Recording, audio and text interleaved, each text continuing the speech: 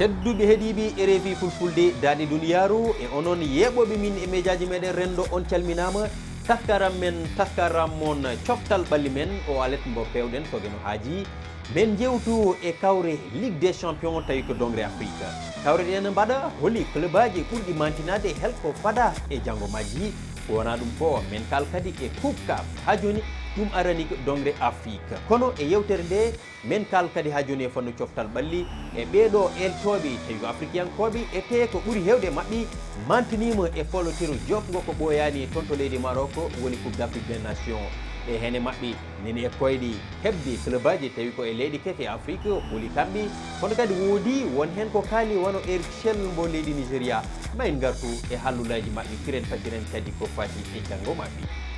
ko wona ɗum ko tedduɓe men kal e pijirlooji biyeteɗi Jeux Olympiques d'hiver baɗoji tuggi jeegom ha 22 nduɗo lewru ɗiɗo gundu gonɗen toon to leydi Italie ko timmi atleteɓe 14 africayankoɓe ƴuɓe e leydi jeetati Afrique ma tawtori holi kamɓe e holko fada e mabɓe beela ina wawi ɗaminede mabɓe ɓe gaddana dongre Afrique nde meduji olympique ko hewani no feewi wonande dongre nde tedduɓe ko ɗum fo rendata wono mbadi yewtere men coftal-ɓalli men oɗo Alet oɗon mbawi jokkude rewidade woppude miijoji moon e médiaji meɗen rendo ɗum noon tedduɓe wotedere ko ɗo e RFI Fulfulde